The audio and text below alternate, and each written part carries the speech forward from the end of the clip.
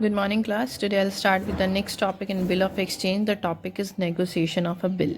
Negotiation of bill means transfer of bill of exchange to some other person. Means the bill which I received, I have to transfer the same bill to any other person. That person is called the transferee of the bill. Now that person is the holder of that bill and he has to discharge the bill on the maturity date now by his own name. This is called the negotiation of a bill. Now, modes of negotiation.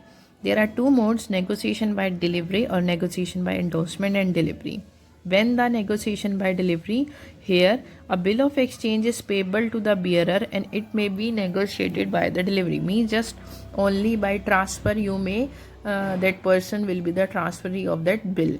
कि हमने उस bill को किसी भी person को transfer कर दिया तो बिना सिग्नेचर के ही वो बिल अब उस पर्सन का हो जाएगा. He has to discharge the bill on the maturity date. Second is negotiation by endorsement and delivery. कि when you endorse the bill and then you will give the delivery of that bill, that is called the endorsement and the delivery. इस पर signature होना हमारा compulsory है, तो इस negotiation bill पर signing होना it is compulsory. Next topic is endorsement of a bill. Endorsement is कि when I am going to transfer the same bill which I received from somebody to किसी और person को अगर हम उसको transfer करते हैं, that is called the endorsement of a bill. For example, X sold goods to Y. तो X receive a bill from Y. अब X को जो बिल मिला है वो सेम बिल वो अपने किसी और क्रेडिटर Z को एंडोर्स करता है या ट्रांसफ़र करता है. That is called the endorsement of a bill. So look at the journal entry. Now we have to maintain three parties books X, Y and the Z. So in the books of firstly X, जब पहले हम simply वही entries करेंगे bill receive करने की, तो जब X bill receive करता है उसकी बुक्स में एंट्री होती है BR to Y और Y की बुक्स में होती है X to BP. Now X endorse the same bill to his creditor Z. So in the books of X the journal entry is Z to BR. Y के ऊपर इस चीज़ का इफेक्ट नहीं पड़ेगा क्योंकि एक्स अपने पास बिल रखे या किसी और को ट्रांसफ़र करे, वाई तो मेच्योरिटी डेट पर ही पेमेंट करेगा. And in the books of Z, now Z receive the bill from X, so B R debit to X. Now the maturity date comes. Now at the time of maturity date X की बुक्स में कोई भी entry नहीं होगी because वो bill x के पास है ही नहीं. Y has to pay the bill as usual. He is paying BP to bank, and here Z will receive the amount of that bill. The entry is bank account debit to BR account. So look at the illustration. As per illustration number 7, Y on rupee 26,000 to X. On 5th of March, he accepts a bill for rupee 25,000 for 1 month drawn by X in full settlement of his debt. यहाँ पर है कि हमें transaction हुई थी x और Y के बीच में 26,000 रुपीज़ की कोई सेल हुई थी जिसके लिए उसने 25,000 रुपीज़ का बिल रिसीव किया फुल सेटलमेंट में. Full settlement means definitely some discount will be there. Next it is mention कि X allowed rupee 1,000 as discount. X ने वाई को 1,000 रुपीज़ का डिस्काउंट दिया. So I am preparing the accounts of 3 parties X, Y and Z. So the first entry is as on 5th of March 2019. हम यहाँ पर sales की entry नहीं करेंगे because the direct entry is receiving of the bill. So here X receive the bill from Y. The journal entry is BR account debit. 26 के बदले में उसने 25,000 का बिल रिसीव किया. 1,000 is the amount of discount. To किससे मिला उसको? Y से. वाई से लेने थे total 26. He gets a bill of 25. 1,000 is the discount. In the books of Y, he pays the bill to whom? X. So the entry is X debit to BP account and to discount account. The bill is of total amount paid to X is 26. Bill is of 25. 1,000 is the discount. Next we have X endorse the bill to his creditor Z immediate. Same date पर जब उसे X को bill मिला उसने वो bill Z को endorse कर दिया. अब जो बिल उसको मिला था, बिल कितने का था? 25,000 का. That he endorse to Z. So the entry in the books of X, Z debit to he gives his bill receivable of rupee 25,000. At that time there is no entry in the books of Y, and in the books of Z he receives the bill from Y. So for him the entry is BR account debit to किससे मिला है उसको? X से 25,000 rupees का. Now the bill time period is the bill is of 1 month. Find out the maturity date. After 1 month the maturity date is 8th of April. Maturity date पर X की बुक्स में कोई एंट्री नहीं होगी because x के पास bill है ही नहीं. Y pays the bill. The journal entry is PP account debit to bank. He pays the total amount of the bill which is 25,000.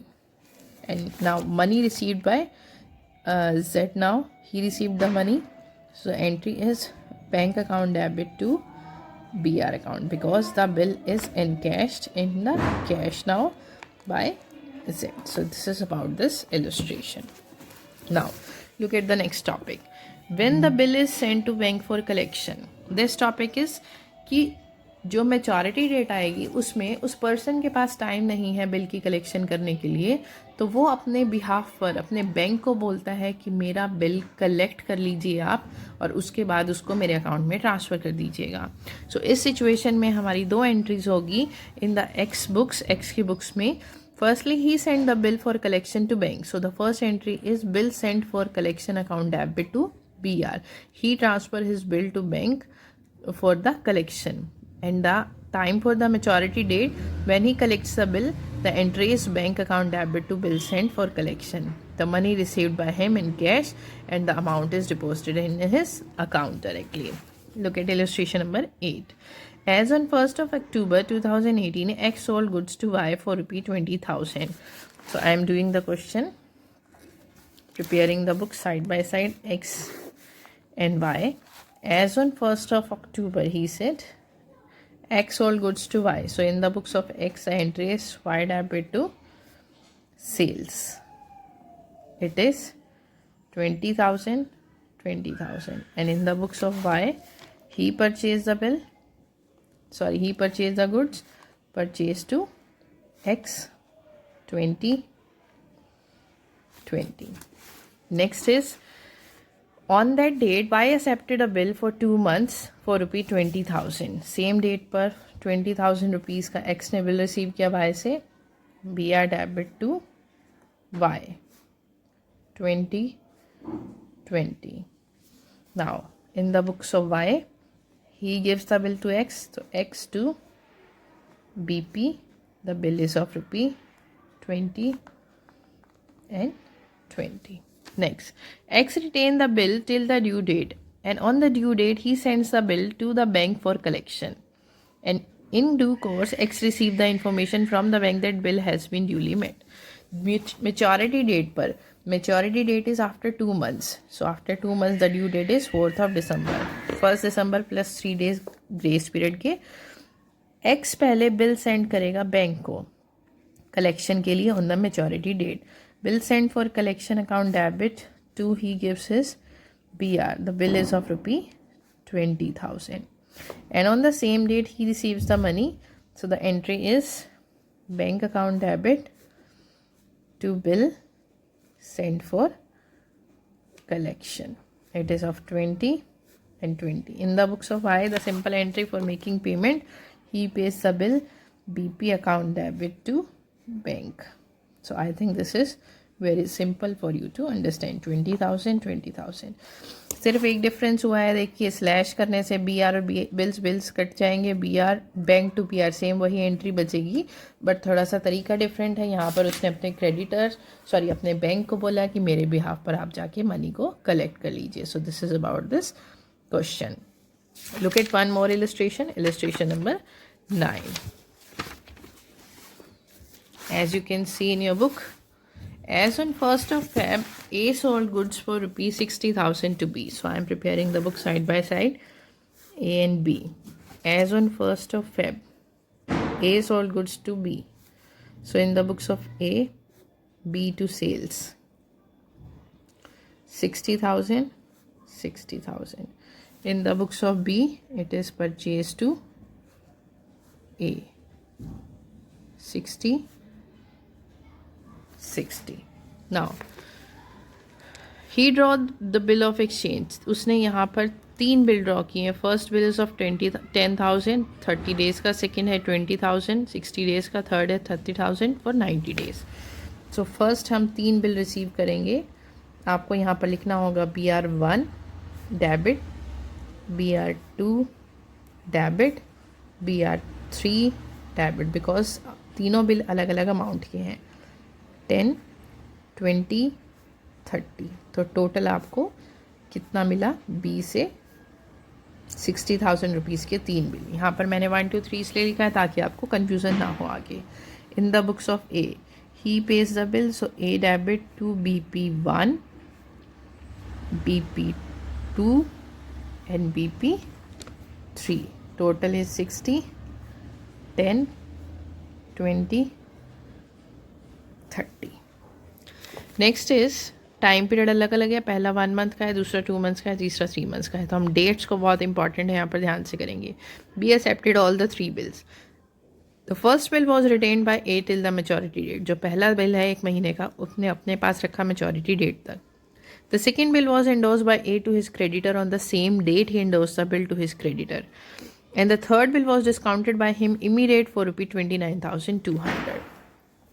तो डेट्स के अकॉर्डिंग हमें एंट्री करनी है।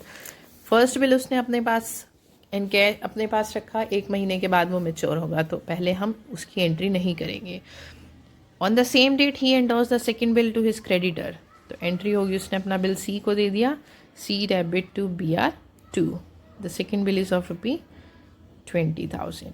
और अगर मैं सी की बुक्स बनाऊँ, in the books of C, so he receive the bill from A, so entry is BR2 debit to A for ₹20.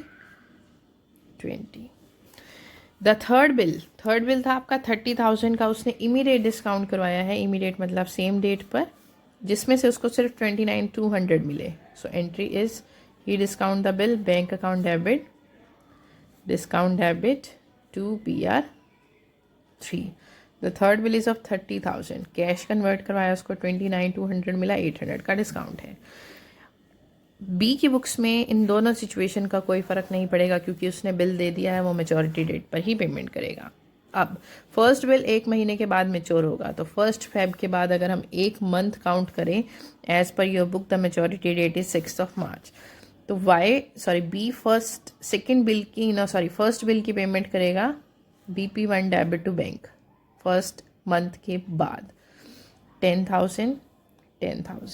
जो फर्स्ट बिल है ए के पास ही था, तो 6 मार्च को ए मनी को रिसीव करेगा, bank account debit to BR1 10,000। Second bill की मेचोरिटी डेट है 2 मंथ्स के बाद, so the date is 6 April. अगर हम इसी के अकॉर्डिंग चलें तो 6 अप्रैल को सेकेंड बिल की पेमेंट करेगा BP2 debit to bank, it is of 20। अब सेकेंड बिल ए के पास नहीं है, उसने किसको दे दिया था, सी को, तो सी सेकेंड बिल की डेट पर मनी रिसीव करेगा, बैंक डेबिट टू BR2 20। तो थर्ड बिल की मेचोरिटी डेट होगी इसके भी 1 मंथ के बाद, तो 6 मई को he pays the bill on the maturity date BP3 to bank. Third bill is of 30,000। Third bill को ए ने इमीडिएट डिस्काउंट करवा लिया था, इस एंट्री में हमने किया था, तो इस टाइम पर ए की बुक्स में कोई भी एंट्री नहीं होगी। अब ये जो मनी है बैंक अपने ही पास रिटेन करके रखेगा, क्योंकि बैंक ने उसको पहले ही मैच्योर करके दे दिया। So these are the previous 3 conditions applied in this question. So that's all about today's video. Now you have to solve up to illustration number 10. And one more thing I want to tell you, in your exercise, when you are practicing the question in the exercise, you have to solve the question before the additional only. No need to solve the additional questions. If you want to solve, I am not saying that you have to solve the additional questions also. ये जो additional question दिए हैं मेरी तरफ से आपके लिए कोई कंपल्शन नहीं है करना। अगर आप इसको कर रहे हैं तो आपकी पर्सनल चॉइस है। So from my side, no need to sort out the additional question before additional, you have to solve the practice question. Now try to sort out up to illustration number और exercise 10. Thank you and good bye.